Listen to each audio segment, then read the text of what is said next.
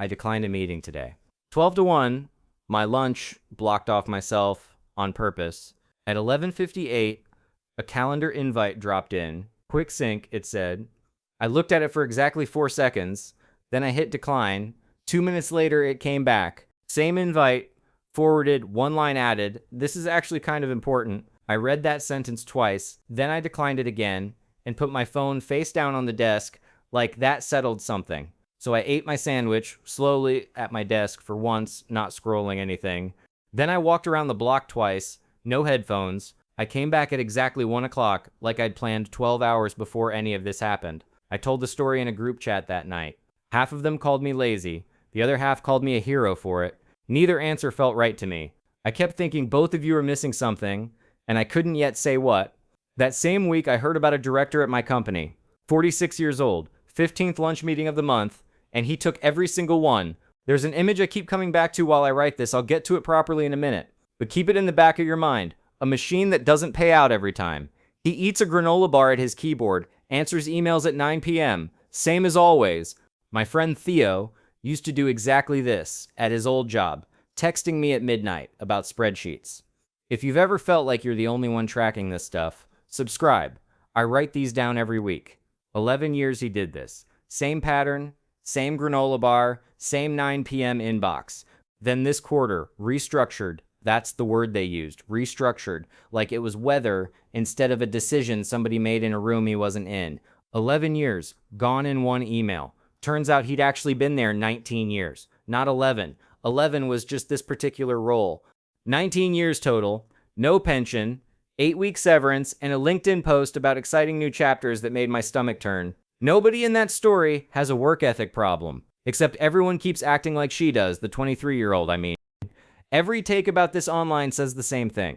Different generations, different vibes. Everyone will find some middle ground eventually. I believed that for about a day. Then I sat with it longer and realized that framing isn't just incomplete. It's wrong. This was never about vibes at all. It's not entitlement.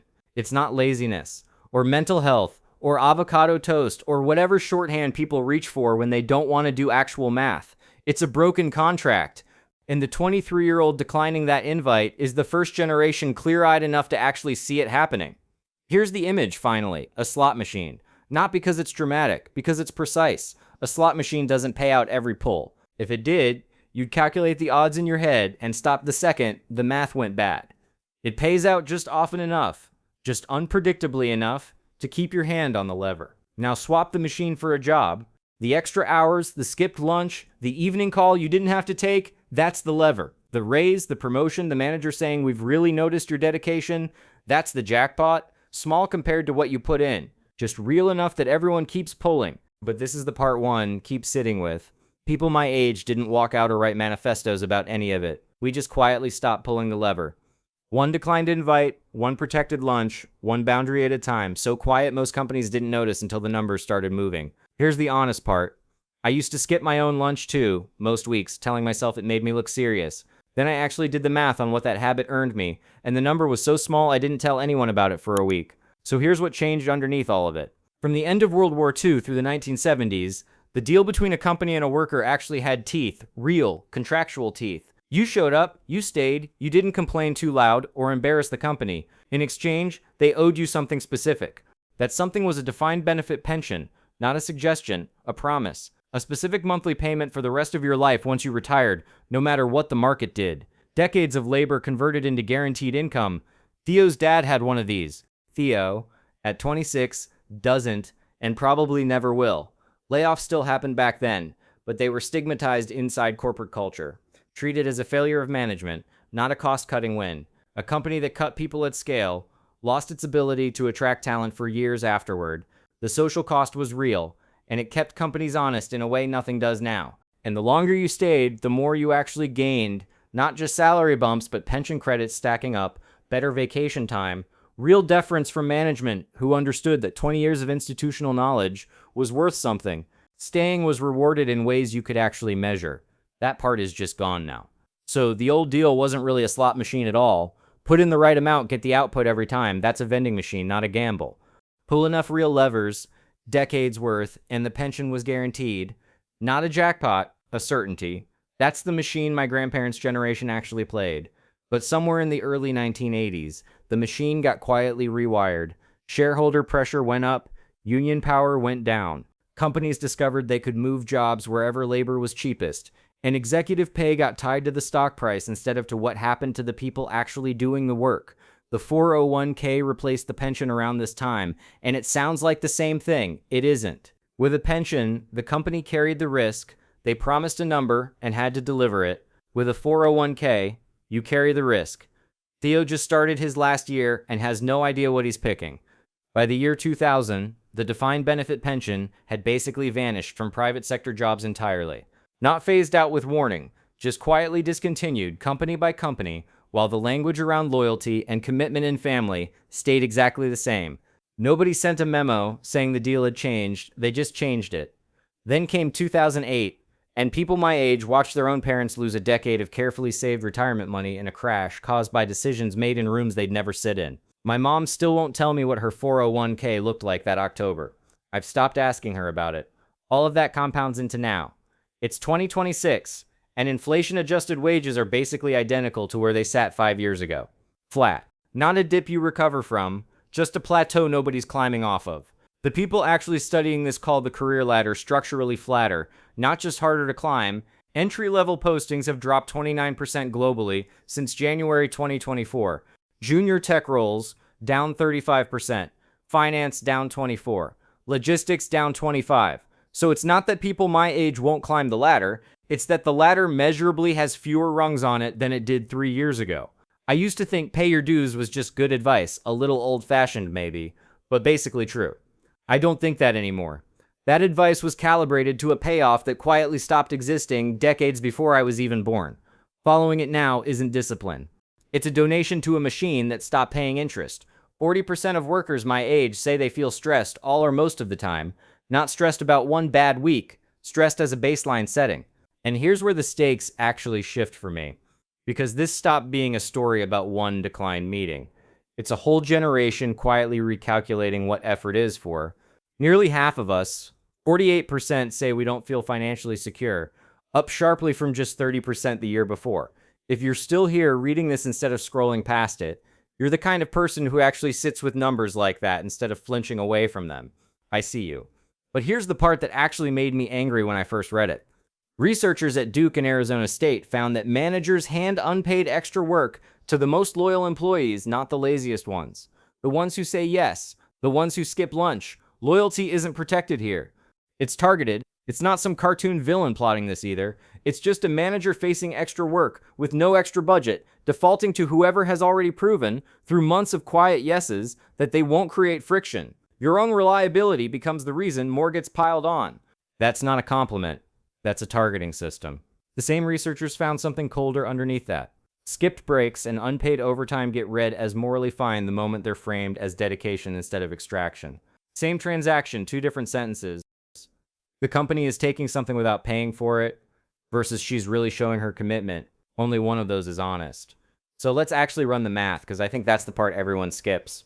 $68,000 a year, close to the real average starting salary right now, over 2,000 working hours, comes out to $34 an hour. Write that number down. It matters in about 2 minutes. 90 minutes of skipped lunch a week, 75 minutes staying late, 25 minutes of evening messages, one meeting that runs over. That's about 3.5 hours a week, conservatively, at $34 an hour, 50 weeks a year, $6,000. $6,000 of labor you just gave away for free. But what do you get back for it at review time? A 3% raise. $2,040 gross, before taxes take their share. Net, roughly $1,500 lands in your actual paycheck. You gave $6,000. You got back $1,500. I still haven't shown Theo this math. I don't know why I'm scared to. Here's the cruelest part of the whole design. The people who give the most to this machine are the least likely to walk away from it, because they've already invested so much that leaving feels like admitting it was wasted. That's the sunk cost trap, and the machine, quietly, structurally, relies on it completely. Because of that, this isn't the kind of thing you get from a 5 a.m. wake up and grind account or a poster with a mountain on it. It's slower than that and less flattering. It's just what happens when you actually study how money and incentives move, instead of repeating whatever your manager's manager once told them. If this is the kind of thing you've been quietly looking for, somewhere that actually breaks down how incentives work instead of just telling you to grind harder at 5 a.m., I write these down every week. Subscribe if it's helping. That's the whole ask, and then I'll get back to it. Let me steel man the other side for a second, because it deserves that. Two guys, Marcus and Daniel, same age, same starting salary of $68,000, same company. Marcus is in early, stays late, skips lunch 3 times a week, and maybe that's just who he is. Maybe it's not tragic. But here's where it stops being about personality. Daniel, meanwhile, takes his actual lunch, logs off by 7, uses those protected hours across the year to build a small course teaching a skill from his day job, charging $200 a seat, 60 to 80 hours total, spread out, not a sprint. 26 people buy it, $5,200, sitting completely outside his salary. By year 3, Daniel uses that course as proof of initiative and takes it into an interview at a different company. $86,000 they offer him, pointing straight at the side project as evidence he can build things nobody assigned him. He takes it. Something he made in stolen lunch hours just changed his salary by $18,000. Marcus stays. He's at $75,600 by year 3, 3 years deeper into one company's internal systems that mean nothing anywhere else. I used to think staying loyal was the safe choice. Now I think it might be the riskier one. He made himself essential to one machine instead of building anything that was actually his. Companies notice this pattern everywhere, not just with Marcus and Daniel. Replacing one entry-level employee runs somewhere between 50 and 200% of their annual salary. That number hits the balance sheet hard enough that it couldn't be ignored. So leadership had to respond. What they actually did next is almost impressively beside the point. Renata's company brought everyone back to the office that spring. The email used the word collaboration 4 times, but when I actually looked into why, the research had almost nothing to do with ideas colliding in a hallway. It was simpler. If a manager can't see you, they can't feel sure you're working. Presence was never about output. It was always the cheapest way to feel in control. Here's the number that stopped me mid-scroll. 77% of Gen Z said they'd leave a job over a full return-to-office mandate. Not grumble about it, not vent in a group chat, leave. And when I read that, I thought about Renata's granola bar eaten at her desk for the 15th meeting that month and how presence had cost her everything while giving her nothing guaranteed back. The perks started arriving after that. Free lunch on Wednesdays, a wellness stipend nobody used, a town hall where leadership said we hear you, and meant it, probably. But none of it touched the actual number, the raise, the ladder, the promise that effort compounds into something real. They repainted the box. The machine inside stayed exactly the same. Then in October, Renata's role got restructured. 19 years, and the email used the phrase, exciting new chapter, no pension, 8 weeks of severance. I sat with that for a long time because I realized the version of me that admired her most was grieving a version of loyalty that was never going to pay out for either of us. I looked up why so few people my age even want her old job. Only 6% of Gen Z say reaching leadership is their career goal. For a while, I thought that meant we'd stopped wanting things. Now I think it means something else. If the machine at the top pays out less and demands more, walking away from the climb isn't giving up. It's doing the math early. Where does the ambition actually go now? Mine went into a spreadsheet I keep open on my laptop, tracking every hour I give away for free against every hour I spend building something with my name on it. That's the machine I keep picturing when I write this down, the old kind, neon sign, pull the lever. Ambition didn't disappear in my generation, it just stopped pulling one that stopped paying out. I've turned this over 3 ways in my head. One story says my generation is entitled, doesn't understand sacrifice. A kinder story says we're anxious and burnt out and companies should go easier on us. Both stories ask the wrong question. They want to explain my character. Neither one asked what actually changed underneath my paycheck. The third story is the only one that held up when I actually ran my own numbers. It says the deal itself broke quietly over 40 years, long before I got hired. Under that story, declining a meeting at 12 o'clock isn't a mood or a manifesto. It's the same decision as choosing where to put money, except the currency is my own time, and the machine finally stopped fooling me into feeding it. So here's what I actually did about it, if you want the practical version. I picked 1 month and wrote down every unpaid hour, every skipped lunch, every 9 p.m. email answered from bed. Then I lined it up against my raise, my actual take-home number, in the same notebook.